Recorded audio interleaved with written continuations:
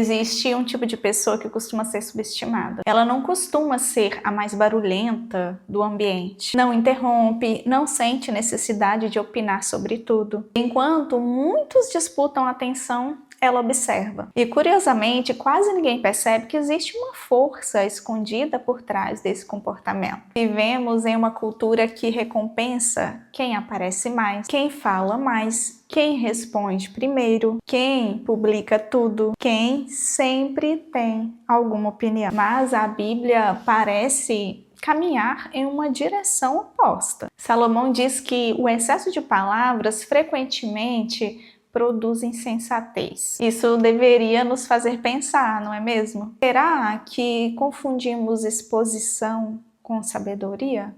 Mas tem algo que a gente não pode deixar de falar.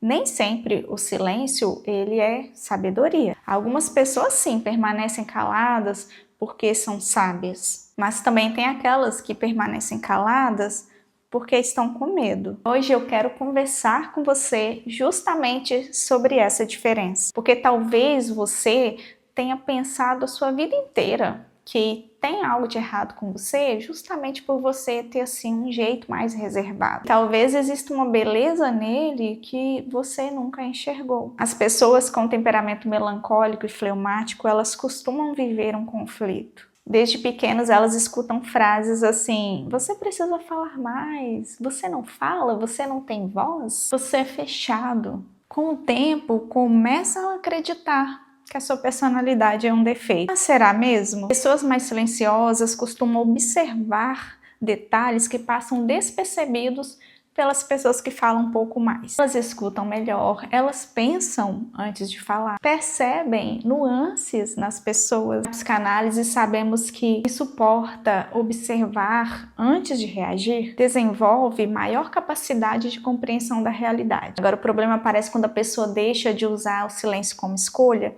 e usa como prisão. Quando você não fala por medo de ser rejeitado, quando, por exemplo, engole opiniões, quando aceita injustiças, sendo que você talvez poderia ter feito alguma coisa, falado alguma coisa para evitar aquilo, mas aí você prefere ficar calado, sabe? Para não se expor. Aí você deixa pessoas serem até injustiçadas porque você não quer se pronunciar, você prefere ficar calado e ver aquela injustiça acontecendo.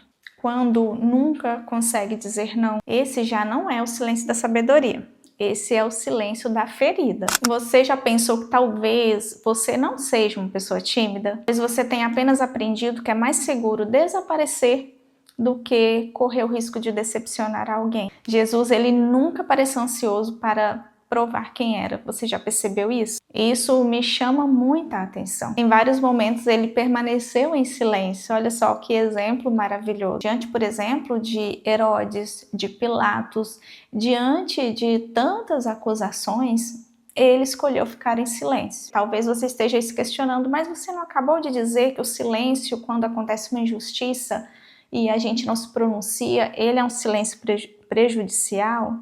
Ele é um silêncio que faz mal, um silêncio prejudicial? Sim, mas o silêncio de Jesus era um silêncio proposital, era um silêncio que representava domínio, porque existe uma diferença enorme entre não ter resposta e escolher não responder. E quem precisa provar o seu valor o tempo todo costuma falar demais, mas quem conhece o seu valor consegue se manter em paz.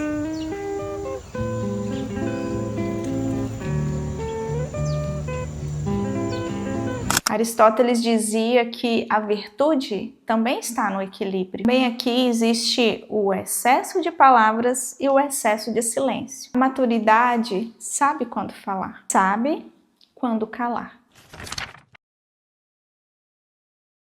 Por isso que lá em Provérbios diz que o tolo, quando decide ficar calado, consegue se passar por sábio. E isso revela algo muito profundo, que as palavras, elas têm peso. Quanto mais elas são desperdiçadas, menos valor possuem. Vivemos em uma época em que tudo precisa ser compartilhado. Cada pensamento, cada sentimento, cada conquista, cada conflito. Mas uma vida profunda, ela quase sempre é discreta. Você já observou que as raízes das árvores não aparecem? E é justamente por isso que elas conseguem sustentar a copa. Não tenha vergonha de ser alguém contemplativo, de gostar da solitude, de pensar antes de agir, de ouvir mais do que falar. Essas características podem se tornar virtudes extraordinárias, desde que não sejam alimentadas pelo medo. Que o seu silêncio seja fruto da paz, não da insegurança, sabe? Da sabedoria, não da vergonha.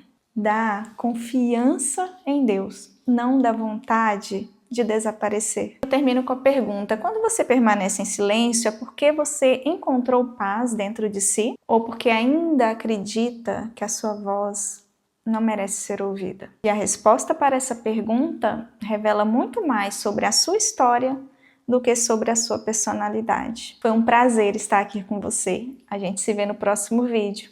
Fique bem.